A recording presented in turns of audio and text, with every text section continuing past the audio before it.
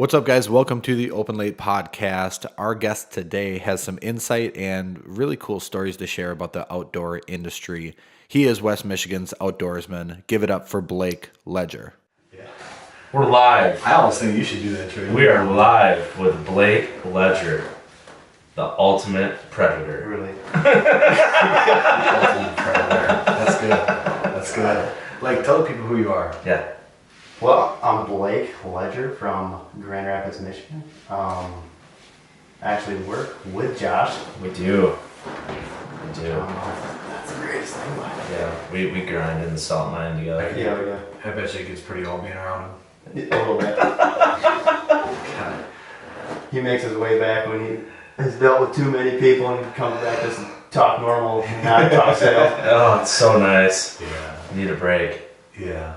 So you guys have really only known each other for a few months, right? Or No. you guys know each- We've known each other for a long Long time. We time. actually lived in the same neighborhood when I was like real young. Mm-hmm. Oh, really? Yeah. Yep.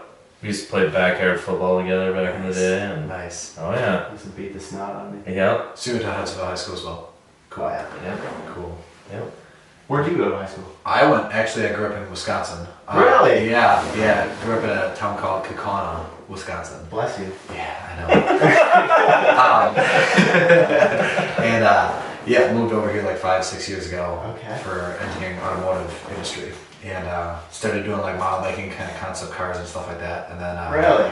yeah, and have been doing that for the last few years, and now trying to do my own thing, doing video and podcasts and stuff like that. So Dude, good for you. yeah, it's been a heck of a ride, a lot of hills to climb, but it's been fun, dude. I tell you, there's nothing like trying to run your own business, and Oh yeah. you know, it's like, I don't know, when you have a drive to do something, it's something you love. It's like, think about how many years left you get to live, and Oh, you yeah. gotta do something you love, Yeah. for sure. So looking at your content, man, it is good. Thanks, dude. Well, Thank you. Yeah, and it all kind of started with what's up on the screen there, the snowmobile trip. That's kind of how me and Josh got connected. mhm. Before that, I was doing some wedding videos here and there, and then some wakeboard films. And then Josh reached out. We knew each other from the wake park. Mhm. Just show the people who Blake is. Oh yeah, for What- sure. what he's Your kinda- content is nasty What- too. I love this shit. What he's into. So you shoot on a 60D? Yep. Canon 60D, and edit them in Lightroom. Yep. Yeah. Well, they look so good. Self-taught? You kind Yeah. of just messed around with the camera? It was one of those things that I like loved photography, and then like going through high school, I was Love taking photos and stuff. But like, I love that picture of your dad. Oh, that's cool. and there's like photography class, and I thought Yeah. that's only chicks are in that class, and I'm like, no way I'm Hey, going. that's the class you want in high school. Oh, yeah. With all the chicks. I love that one. This one too is really cool. That is so cool. But it's just one of those things that I just loved taking photos of just random moments in life, and I don't know. It's like one of those things that I don't ever want to have. I always want to have a camera in my backpack. Absolutely. Well, there's so much to capture, especially being an adventurer like you, hunting, adventuring, traveling. It's just, there's so much cool shit out there to shoot. That one right there was taken with my phone. Really? That's a cool shot. Yeah. Dude, the cameras now, like the Samsung S10 and the This new one's sick, iPhone too. have just unreal cameras. Oh yeah. Unreal. Yeah, dude, you got some crazy. Like I started off too with using like a Canon T2i and a T3i, and I was getting along with those because I mean, it's usually the glass. If you have a good glass on a lower end camera, you're still gonna take really good photos. I agree with that. That's one thing I have not invested in yet. I have a $6,000 body, but I have a $50, $60 lens. Like, Nice. well, a $100 lens, but still, I kind of did the exact opposite. And I see it too when I take some of my photos, just the clarity of it. Like on my 75 to 300, it's just not there. It's a $100, $110 lens, and it's like, why did I spend so much on a body? And Right. it's, I don't know. But And almost, I would say, it's gonna sound ridiculous, but 75% of the photos that are on here are taken with a 50mm. isn't that insane? Yeah. It's just because they're so compact and I can easily fit them in my backpack. And if you have a bigger lens than that, they're just like a big old cinder block in your Right. backpack, and I don't want to keep carrying it around. Yeah, that's what is it? 70 to 200 Canon makes the Mhm. 2.8, Mhm. and it's a $1,000 lens, but I mean it's beautiful. It takes some killer photos. But when you look, I mean, is that really 20 times better than the $100 Canon 50 mil? it's tough to say. I just love focus shots. That's my favorite type of photography to take. I think the biggest thing that makes it like cinematic is that shallow depth of field, and you got it nailed, dude. Like that middle one, that video of the turkeys, like That was literally with a 50 mil. I was gonna take photos, but then I just like let the camera go on record, and they just kept coming. Like I had my brother in focus, and I unfocused it when the turkeys were coming in. This is a cool video too. When Yeah. he smokes this thing. Hopefully nobody from PETA watches the show. Because he ducks them too. We had a plug for Planet Earth last episode, so You did? yeah. our sponsor for this episode is Outdoor Channel. Outdoor Channel. Look at that thing fanning. Fucking tag. Bye-bye. Will they get spooked? Oh! We're gonna have to. Down for the cow. We're gonna have to censor that. Yeah. Blur this whole screen out. Isn't that cool? Oh, this podcast is 21 and up. It is, yeah. It's totally Dude, that's sweet. There wasn't a whole lot of one there, but No. that was awesome. But you look at that same exact shot, and if that was shot on a GoPro, no depth of field, no blurriness in the photo, it just won't look as good. There's just aspects of photography that you have dialed, man. You have dialed. You have good lighting in all of them, good tones. That's cool. That's real cool. So, you do a lot of bow and gun hunting, right? You do a lot of Mostly bow, but like it's funny how the whole story how I've been gun hunting this year is because it's actually Josh's muzzleloader that I got from him for helping him out with some yard work. I'm like, dude, you know, he said, dude, I'm gonna pay you for your time. I'm like, no, don't. I don't need money for my time. And he goes, well, I got this muzzleloader. I got a I've never muzzleloader shot. that I haven't shot. I'm like, yeah. Alright. cool. And ended up both the deer that I got this year were both shot with a muzzleloader, including the big one. But Dude, that Yeah, template the is giant. huge. The though, giant. isn't it? Yeah, that's a monster. Tell us about this buck, man. Tell us the story, because this thing was cool. How you got this? so there was a lot that went into this because it was on December 8th. Our due date for our son was on December 14th. So technically, I knew the day that I went in after him, it was going to be my last hunt, more than Yeah. likely, for the year. Yeah. And the weekend before was the last, 2 days of gun season, and I was walking around the muzzleloader and there was snow on the ground. And I went way back on this piece of public that's so thick with prickers and all that stuff, and I think I was over a mile at that point. And in the snow, I seen a giant hoof print in the snow that was bigger than my hand. I could tell it was a big buck. And I ended up following his prints in the snow to his bed where he sleeps. What? And his bed was bigger than this table. And there was hair all over it, so I knew that he was in it often. Yeah. And I kind of sat in his bed and was looking at what this deer looks at, what he can see and all that. And I seen his tracks were going in and out in the same exact spot, so I kind of in my head tried to play out what he's doing. And I knew that there was a crop field that was 180 yards away. So I made a game plan. I said, the weekend of muzzleloader, I'm going to come back. I'm going to set up about 100 yards away from his bed and wait for him to get up and go to the crop fields. Went in the next weekend on that Saturday, and it was during muzzleloader season. Left my truck at 1. By the time I was set up, it was 2:45. I was 1.3 miles in, and I set up, and at 30 minutes before dark, and before that, wife calls me. And at this point in time, anytime my wife's calling me and she knows I'm hunting, I know it's an emergency or something like that. For sure. And she's like, just letting you know, something feels wrong, I'm gonna go to the hospital. I said, all right, do you need me to get out? And she said, no, don't worry about it. She said, I don't think it's something serious, I just wanna get checked out. That's a woman right there. It sounded like a loaded question. And I said, I will drop out of here right now. Absolutely. And she told me no. She said, if this is your last hunt, she said, just go ahead, finish the hunt out and whatever.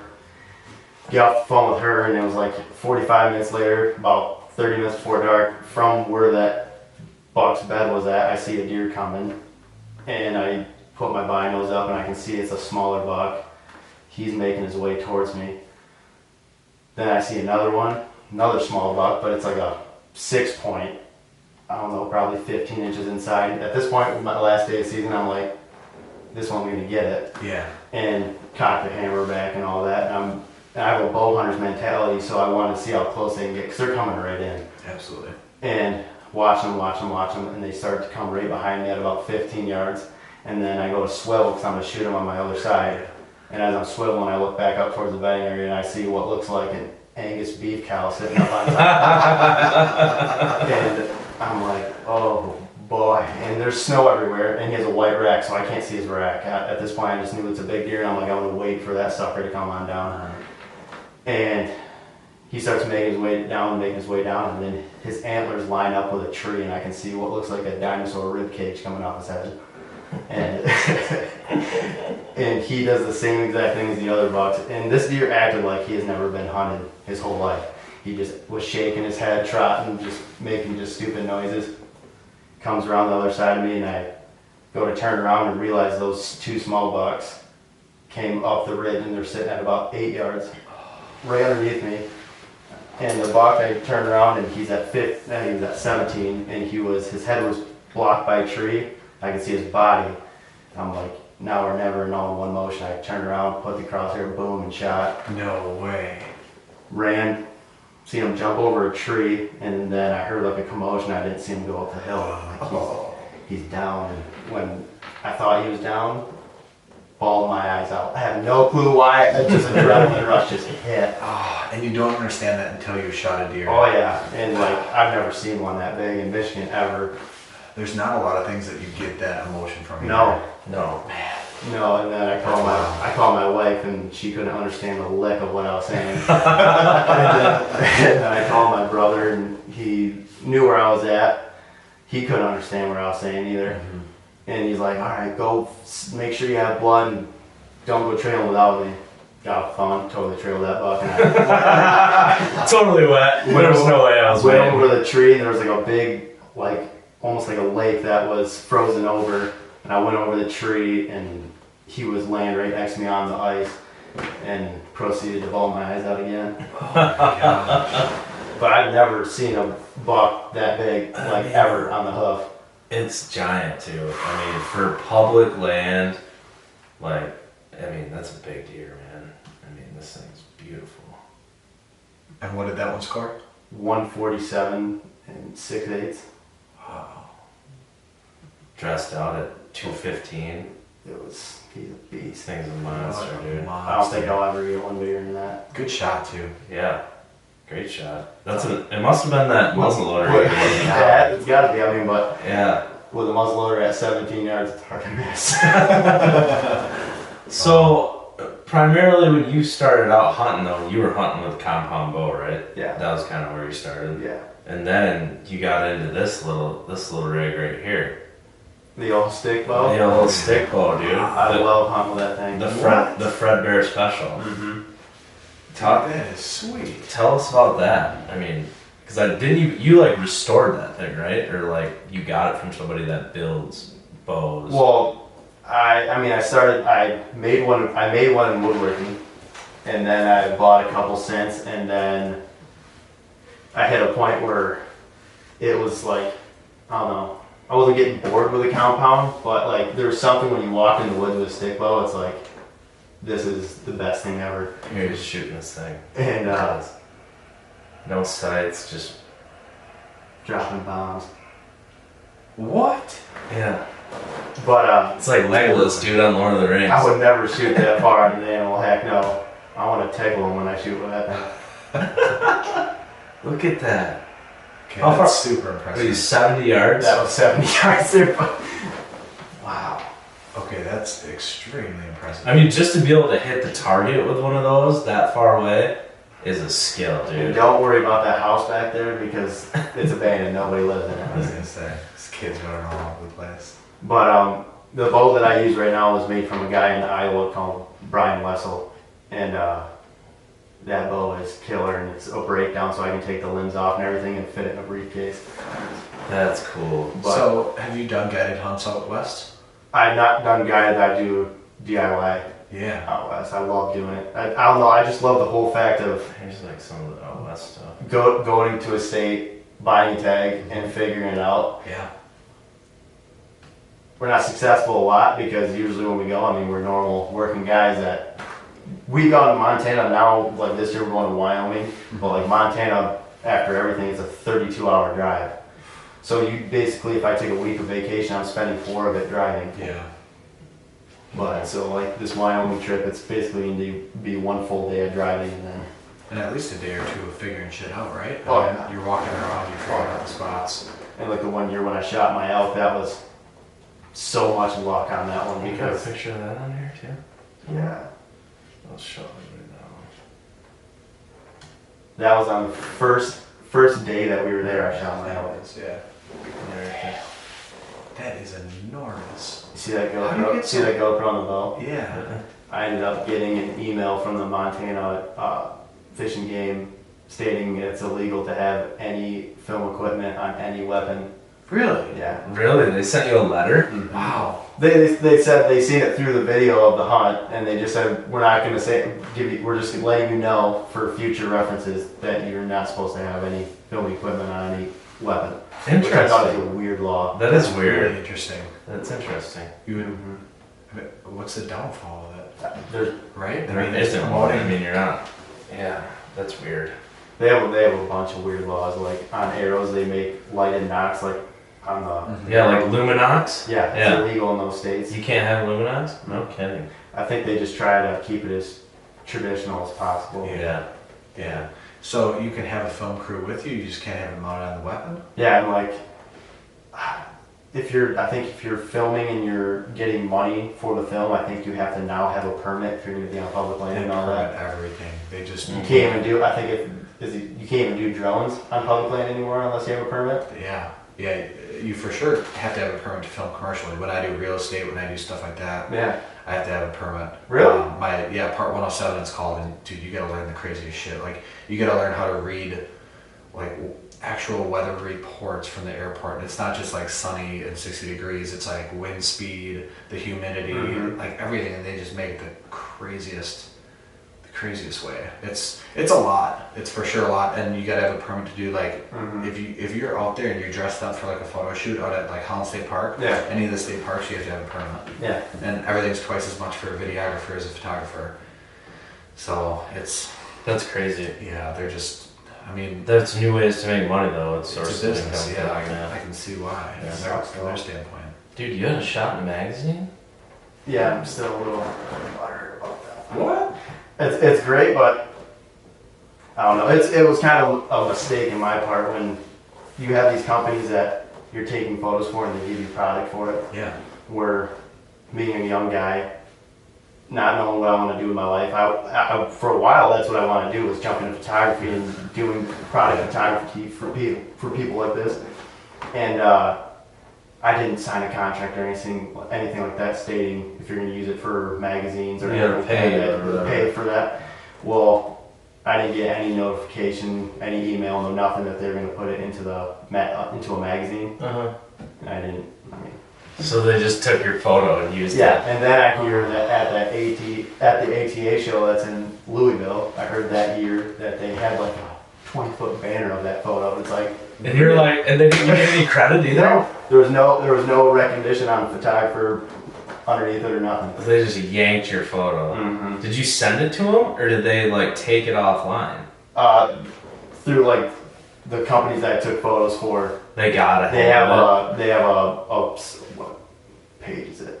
Usually you have like like a stock photo. an page. online thing you Yeah. put in, drag your photos from Oh, your yeah. products in, and they will rifle through your files to see if they like any photos. Really? Huh. That's crazy, dude. It was almost like during that time where I kind of like dropped out of doing that kind of stuff. Oh, you weren't doing it as much anymore. Interesting. I feel like that would be kind of a cool way though to make money is have Matthews back you or Hoyt or what bow do you shoot with? Well, I was shooting Matthews. I was taking photos for Matthews for a while. I was taking photos for Sitka. There was a couple of years that we were doing some photo content for Zeiss Optics. Yep. We were doing, there was a handful more, but No, that's awesome. That's awesome. You got quite the grit. Have you ever- But it almost turned into a thing too, where when I would go out in the woods, I wasn't even thinking about what I'm How doing. you were I'm just thinking about- shooting. I'm thinking about what is the next photo I'm going to take. And Right. I recognize like I wasted like 2 years of Right. hunting just because I feel like I've been trying to be this Right. guy that's taking sweet photos, and everyone sees your photos and on social media and they think, oh, this dude must be some Right. bad Yeah. hunter, and Right. Right. for a while I didn't shoot nothing. It's a tough thing to create content for, dude. You have, I mean, lighting. It's a lot of the times you're hunting in the morning or night, so you have to have a good camera that's good in low light. Yep. And then you also have to have a good zoom because you're not right up on that animal usually. I mean, if you're gun hunting for sure. Out west, you're stalking, so it's like you got to haul a lot of equipment over Oh yeah. a long period of time. It's just a very hard thing to create content for, and I think that's why they have limited content for the sport. That's for sure. And a lot of people, That and like making it cool. Like you gotta have a way to like get creative to make it cool to appeal to people that maybe are not necessarily into hunting. And honestly, I can't even watch any of the stuff on TV. It's ridiculous. just- And honestly, it's ridiculous, and all TV shows are ads. Right. And I learned that my page for a while was an ad, literally for all these companies. And Right. don't get me wrong, I love those companies, but I felt like I was being, I don't know, used a little bit. Right. yeah, but I think that hunting, it's not like manufacturing a product where you Oh, it's a lot more to make personal. yourself 200. You don't have a profit and cost.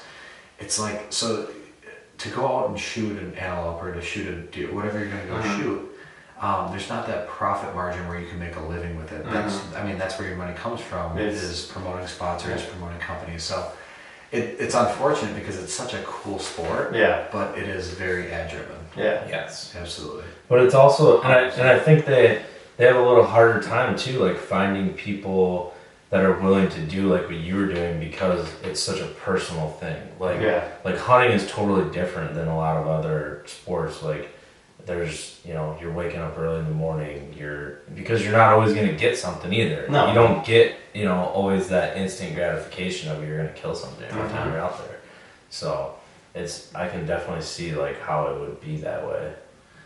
And that's man, I give you guys some credit for how much time you guys put in on hunting. It's like Crazy. I did my years of hunting, and it was like when I can't control if that deer comes in. It's like you go out wakeboarding, you wakeboard hard, Right. and you control your outcome. Right. And you can only do so much in hunting. It's like you gotta let nature take its course. Yeah. And you really, like you were saying, you gotta understand their pattern or figure out a schedule of them. And there's a lot more that goes into it that people don't come from. When people come from not a hunting family or not an outdoor family, they just think you walk out to a random tree, put up your stand, and wait for a deer to walk by. But it's like, you fucking know that deer before you shoot it. Well, and it's like primal, dude. Like, I mean, it goes back to Native Americans. I mean, that that's where it started, and probably before them, like that's what's so cool about it. Like, as humans, like it brings you back to like that primal nature, out in the woods and the elements, and it's you basically are you versus the deer. Like you're trying to, Yeah, and especially like I've grown up where when I first started hunting, you got a tree stand in a certain place, you got a bait pile out, and you waited to see if deer would come in. And as a kid seeing deer, that was great, but then it just became almost boring. And then like over the last 4 years, my hunting style has changed so much where like now, like I go in every day like feeling in my head I want to kill something, like and there's days where I don't even sit in a tree stand. I'm on the ground. I usually have a ghillie suit in my backpack, and full sniper, dude. oh yeah. But I mean, there was this year I had so many close calls. I mean, I had the greatest year ever. Like there was one moment with my brother. We hunted that morning. We almost shot a buck. Long story short, it was at 11 o'clock, and my brother Mother Nature called him. Oh yeah. And he was doing his business behind me, and he went to get out of the tree, and I seen this buck coming in, and as he was stepping on the tree, the buck seen him. But then we were driving back, and it's noon, and we're driving back to the cabin, and one side of the road is public and the other side is private. And we're driving down the road, and I look towards the public land side, and I can see a buck chasing like 5 does, and it's super thick. And my brother's just like, oh, that's so sweet. Whenever we're driving, I said, pull up at like 400 yards, pull off the side of the road. Yeah. Gives off on the side of the road, and I start grabbing my bow and all that stuff. And he's like, what are you doing? I'm like, I'm about to shoot this buck right now. and I get in the ditch of the road, and I like book down the road. And once I know I'm starting to get pretty close to where all those deer were, I start snapping sticks, and I can grunt with my mouth. Mm-hmm. And I was going full Cherokee Indian on this. I was snapping, just going, and all of a sudden I can hear them all moving around and stuff. And I'm snapping sticks, making it sound like I'm another buck that just came across the road about to chase his does. Yeah. And my brother's behind me in the ditch. Well, he's like 150 yards behind me. And I'm still grunting with my mouth, I can hear him rustling around. All of a sudden, this buck jumps in the ditch with me and looks right at me. And he's at like 50 yards. And I draw back, and as I draw back, I can hear my brother go, oh my God. He couldn't believe that this was going on. And I guessed the yard, and it went right in between his legs. Dude, that was awesome. It was intense. Who are those guys you were showing me? You told me about them. They hunt with like behind that like decoy with stick bows. Whitetail adrenaline. Dude. Whitetail adrenaline. They are something else. These guys are nuts. They bow hunt in a lot of areas, but what they're known for is they hunt in Kansas, where a lot of pheasant hunters go. There's no trees. And there's these huge bucks that are out there in the middle of these big fields, and what they made is this decoy that is made out of cardboard. Yep. And they hold it like a shield, and they run out in the middle of the field, and they get the bucks to come challenge the buck, and then they draw back behind the decoy. They smoke them, dude. What? Yeah, they all hunt with recurves. Well, just him. Jared does. Oh, just I him. just met him in Lansing and shook his hand. Really? Yeah. There was like 4 people I wish to meet, and he was one of them. I wonder if they show him like shoot anything in this one. Jared ended up on this DVD. He shoots the largest typical buck that's ever been shot on film, and he shot it with a longbow on public land in Kansas. That one right there. That's the one? Yeah, you keep. But see how there's no trees out there? Dude, those deer are massive. They're huge. Keep going. I want to see him. I want to see him use his Look at him, decoy. dude. It There is- he is behind it. And See how he's got that decoy? How is that buck just looking at that dude right there? See how close he is to him? Jumps over on the public line. Now you can send it. Look how big that thing He is. does. Holy cow. Okay, but no, you gotta see the one that Jared shoots. Keep going, keep going, keep going. Oh, whoa, right here. Go back. Right there. A little forward. This is crazy. And when I say a T-Rex rib cage, that's what I'm saying. This thing look is, at that thing. Where is this at? this is in Kansas. Holy crap, dude. That thing's a monster truck. And there's one hay bale in the middle of this field, and the deer decided to go by it. And they're hiding right behind that thing. Look how close he is. You got him on the walk there? Send another. No way. You got him too. What? These guys are animals. Dude, that's like serious, that's like some Aborigine That stuff. is Cherokee. right Yeah, there. look at that. How close he was. Gosh, I think that second shot was more impressive. And they make like their own arrows and everything too, don't they? He doesn't know. He gets. Is there manufacturers out there that make arrows for stick bows? Oh yeah. There's guys everywhere that make them. I want to make them at some point, but I want to get some underneath my belt first before I start doing that weird Right. stuff. Oh my gosh. Making your own tips and all They that. show These like guys are crazy. yeah. These guys just crack me up because they are not traditional like what most guys do. Like these guys, when it's snowing out, Yeah. I just got a DVD of them when it was snowing out. They went to Goodwill and bought some like female white sweaters and like white No sweatpants, and they way. put it over. Oh yeah, like what the heck is he wearing? What is that? It's like a Yeah. net. Fishnet, dude. It's a fishnet. Swords and fishnets. These hunters are crazy, man. But Jared's rig, his camera rig that now that he has, Yep. supposedly he had a bunch of custom stuff done to it, but he's got like over $50,000 invested in one camera. Does he have a red? What does he shoot It's on? 4K. It's not a red. Look at that, dude. Watch how close he gets to this thing. He's just hiding behind it. runs at it. He's running up to it. What? Yeah. And Look he at how just close he has is. And look how pissed this dude gets. That deer's pissed. Ears back. Look at that. I don't think you could get away doing that in Michigan, though. Dude, no, there's no way. The deer are too smart here for that. Look at how close the thing is. He can touch it. Dude. What? I have never seen anything like this. Look at that. If he didn't shoot this deer, he would get ran over. Why hasn't he shot yet? What's he waiting for? Look at him. He's like, holy crap, that thing is He's close. loafing his pants. Look at, dude. Who thinks of that? Who, I like, love it. you grow up. This is how you make hunting cool, though. I know. Like, this is cool. Well, that's the only, that's the huge reason why these guys are known. And there's a reason why like nobody sells DVDs anymore. Yeah. Right. Everyone's going to the internet. Absolutely. These guys are still making DVDs, and because they're different, everybody buys their DVDs. Yeah, Like it's guys so like me. cool. I think there's one DVD I still need to buy though.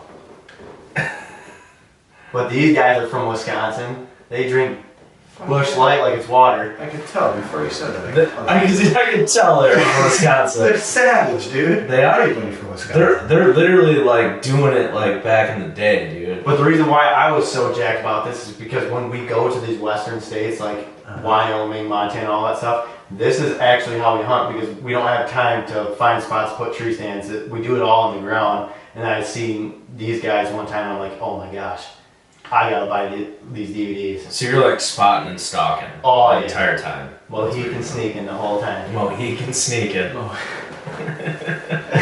Sounds like a sexual term. He can sneak. That's what I said the first time I heard it too. Oh man. But Well, yeah, these guys are something else, and They're really savage. only 6.8 thousand followers or They subscribers. miss a lot, but I don't care at all. I love watching them miss. You gotta be real. You Yeah. gotta be real. I know. yep, and they do that. Wow. That's Do you have yeah, any- I'll you have- definitely I be. think you have some hunts on here too, don't you, Blake? Me? Yeah. Oh yeah. Blake Jones, my name. Yeah. The elk hunt's the one that has the most views. I was gonna say, what's like your best one? 2.5K? Oh, that's your turkey one.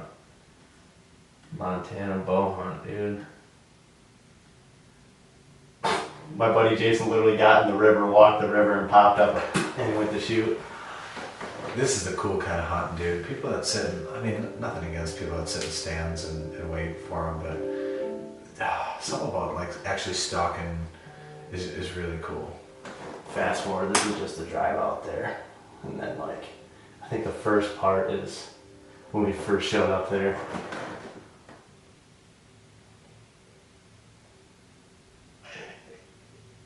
You're like, where am I right now? Oh yeah, dude. Because Montana and Wyoming, I think we were driving in the dark, and Oh, so did he lose his key for his lock? yeah, dude. And long story short is I met a guy here in Michigan that actually lives out there, and his family's from Michigan. And when we decided to finally go out there, I called him up, and he's like, "Heck yeah, come this week." He said, "I got a spot we can go to." He didn't know it was my truck parked at the trailhead, and we were sleeping in the truck, and he never came to our truck to get us out. He just let us sleep. He went out that morning, so this is us just getting our stuff ready and whatever. And while we're doing this, getting our bow sighted in and all that, he's on the mountain, and he ends up finding a group of elk. And there's two meadows, and then there's a saddle, and he watches them go in the saddle and not come out. And that's when he came down to us. We hung out with him, and he told us, "Hey, I just seen a group of elk going here, and they never came out. I bet we can go get on them." But So you guys just practicing right here? Yeah. Just shooting? Nice. it's just funny because I've never seen mountain before, and I get there, and I'm like, "Oh my god!" Just freaking out. There's another dude that was at the trailhead too.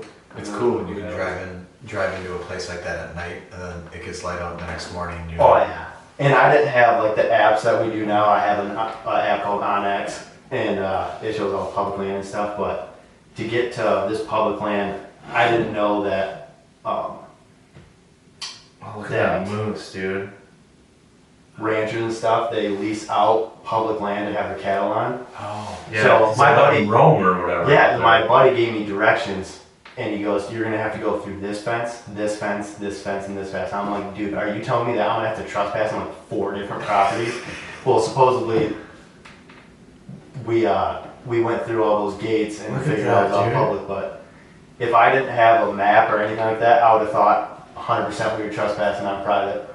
How does he not have you right now and just is gone? there. So They I know. did- They know something's going on. Well, there was a weird rise, and he said he didn't even range his shot, and he shot way short. But then, oh my gosh, this was great.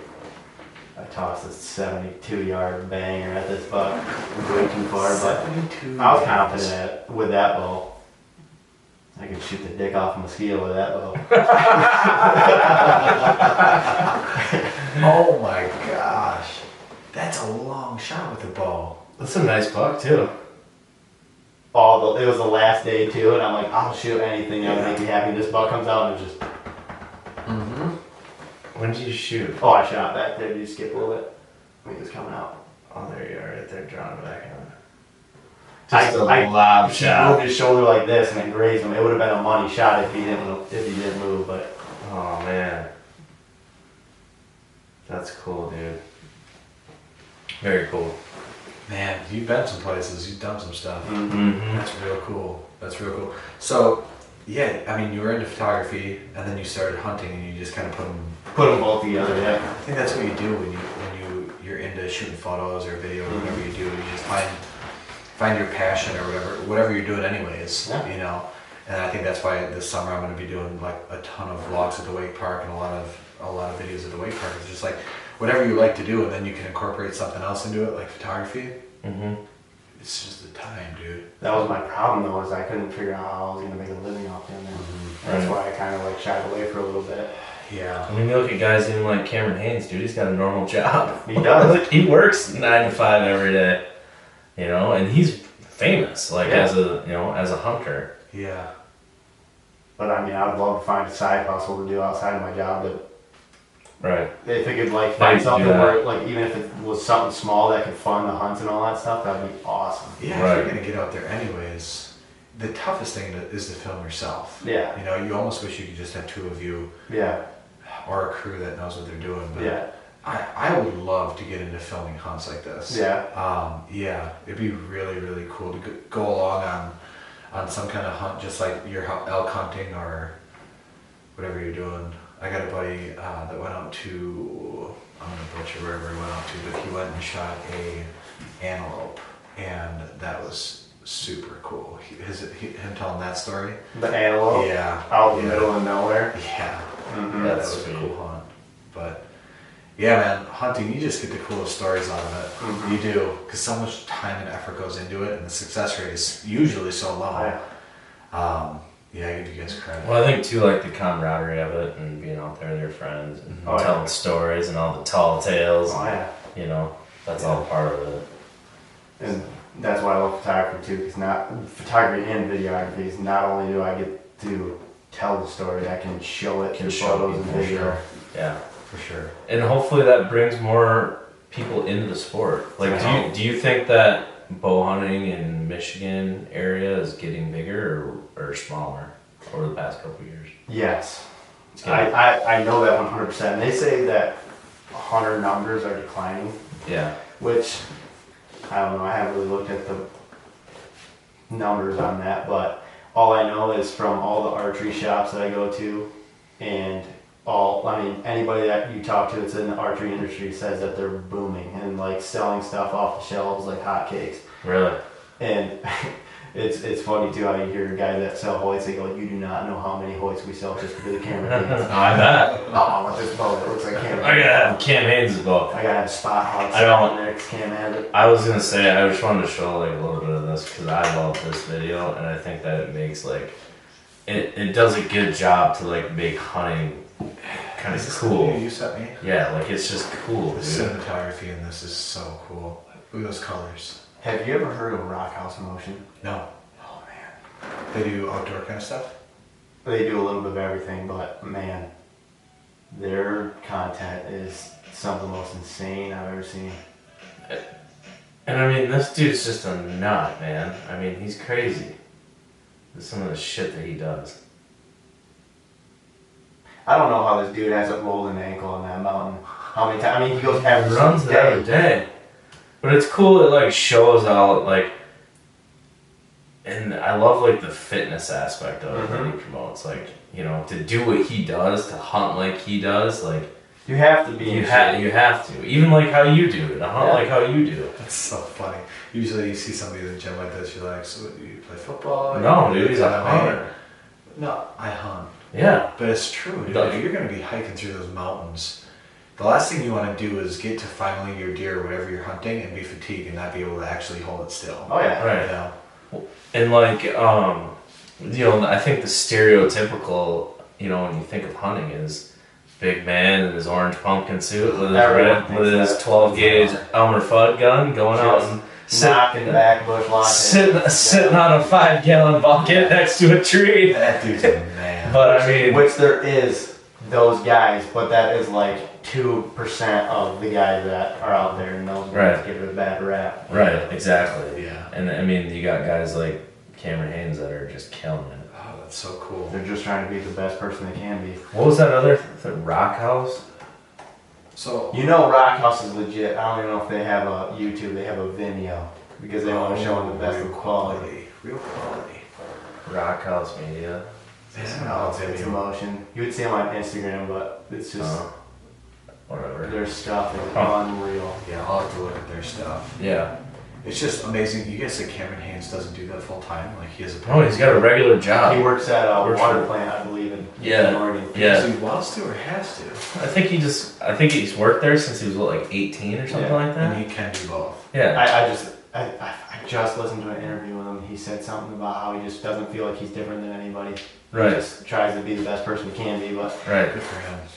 But he's running. I think they basically have it set up so like he can still do all the stuff he does. Like, I mean, he's an ultra marathon runner, so like he's doing that, and then he's going on all these Under Armour hunts because he's sponsored by Under Armour and he's sponsored by Hoyt. he's got a freaking boot now. Yeah, he's got his own boot. He's got his own bow. Like, His own boot. yeah, he's got It's his. pretty sick. They're sweet. He's got like the Bigfoot series that they did. Like that's his design that they. I'm did. actually looking at boots right now, and I'm debating on getting some Yeah. Under Armour ones because I want ones that are more like a fitted shoe, but like ankle high. Yeah. And it's hard to find those. Because he ran that race. It was like a 400-mile like ultra marathon that he ran. He wasn't on Joe Rogan, was he? Yeah, he's been Oh, on, yeah, him and Joe Rogan like a handful. yeah, him and Joe are like good friends. I recognize the name, and I'm like, I know this guy. They that's how Joe got into bow hunting, was from Cameron. Mhm. Yeah, that's how he started bow hunting.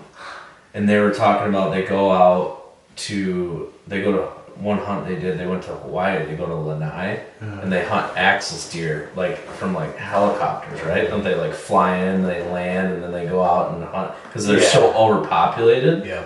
Because there's no predators there. Mhm. And he said it's like filet mignon. Like it's the best meat you can get. Like it's so good. But he's like, when you think of bow hunting, you never think you'd go to Hawaii to bow hunt. Right. But that's what they do. They go to Lanai and they bow hunt. My whole thing to wrap around like trips like that, like that's why I'm still, my buddy and I, that we go out west, we're trying to figure out how we're going to do a Yukon hunt sometime. Mm-hmm. But I can't even wrap around getting all your gear there and coming back, and then also having to bring the meat and stuff back. Mm-hmm. I gotta find somebody that I can talk to about that because Well, that's the thing is it's so expensive too to hunt. I mean, Yeah. it's not a cheap hobby to have. Yeah. So you gotta really want to love it and do it to invest in it. I mean, most hobbies are that way, but I think hunting in particular is it's a definite financial investment to do it. And people all the time, like, I can't even tell you how many times in a year someone says, "Oh, I wish I could go on one of those out west trips with you." I'm like, why don't you go on one yourself? Like, it's not like, yes, it can be expensive, but you could have your normal gear that you have. You don't have to go buy anything special. You can if you want to, but you don't have to. Mm-hmm.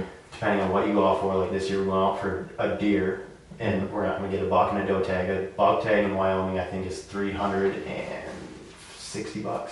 Okay. So you $360 plus gas out there if you're going with another guy, split, Mm-hmm. and then this campground that we're staying at, I think it's $15 a night. Oh yeah, dude. And then you can, It's totally you can doable. do minimal food and all that. And so, Yeah. I mean, it's totally doable to do all those trips. But, You just gotta get creative. yeah, and people are always so nervous too to go, oh, I don't know where to go. That's the best, that's my favorite part about it. I love going to places I have no clue where to go, you just figure it out. Well, it's like when we went out snowmobiling this year out west. Like, Yeah. dude, we had no clue what to expect. I We've was never so been there. jacked for you to go Yeah, out do dude. it. Like, and we got there and we were like, holy crap, this is for real. Like, Yeah. we almost got lost one day. Mhm. Like, and we're like in this field doing this storm rolled in, and we're like, me and Ashton are looking at each other like, dude, I don't know where the trail is. Like, we didn't know how to get out of the mountains. Yeah. But it's like cool, just figuring it out Yeah. and doing that. So. And you went from one state to another, didn't you? Yeah, we rode in Idaho a lot. Like that picture's in Idaho. Oh, I got me so jacked when you were telling me that. Idaho's sick, dude. If I ever move, I'm moving there. Looks like conditions were like all time too. Look at that powder. They're pretty good. Idaho had more snow than Montana did. Yeah. But it was low for what they normally have. Mm-hmm. They got a lot of snow late in the season this year out there. So, but definitely a really cool experience. It was sweet to go out there. It's cool having a hobby or a passion that not a lot of people have. You know, it's outside the norm of doing backcountry sledding or hunting the way you hunt. It's awesome, man. Well, and you get to see things that not everybody ever gets to see. Like, Right. I mean, there's tons of people. You probably look at, 75% of the population that have never been in the mountains before. They will never see any of that stuff, and Yeah. it just gives you another level of access to go do those things. That was the coolest thing I think about snowmobiling in Canada when I went with you guys is there was no other way to get out there. Right. I mean, in the summer you could probably hike it out there, but like, man, you can get to a point so much quicker and you can see so much more stuff Oh, yeah. on that sled, dude. Those machines are just crazy. The shit that they can get through. Yeah, it's fun. Like, you gotta get out on one of those sleds, dude. I love that one picture that you sent that like you were in the snow up to your neck. Oh yeah. Yeah. I'm like, wow, Josh is not having a good time there. No, man, Not dude. at all. I didn't realize how much work it was to dig those sleds out too, and how often you got stuck. I mean, Oh, yeah. this is my first How time. often do you get stuck? When we took him out, like, dude, it was a learning experience.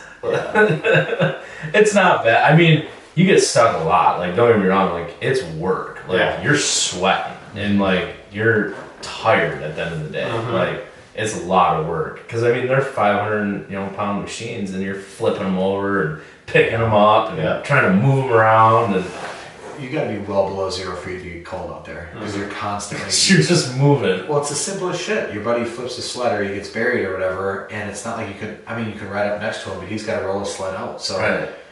you can't walk in that shit. I mean, when we were out in Colorado, I was snowboarding out there, and we tried to go off the path and do it when you're walking through 3-4 feet of water. It just makes everything so much harder. Like, Yeah. something that is totally simple to do on the ground, when there's 4 foot of snow that you're stuck in, like magma, you can't do anything, and it's so hard. It feels like you're in like a fat suit and you're just being like weighed down because you can't move. Yeah. No, that's awesome. It's a lot of Adventure's sweet, dude. You gotta do it in life while you can, because once you're 60 or 70, it's like, then your time starts to get, you have more time to be able to do that stuff. You're out of your job, you're retired or whatever, but you just don't have the body to do it anymore. So it's cool utilizing weekends and vacation days to go do trips like this. Well, and it's cool too that you do a lot of this stuff because with your son now, you can pass that along to him.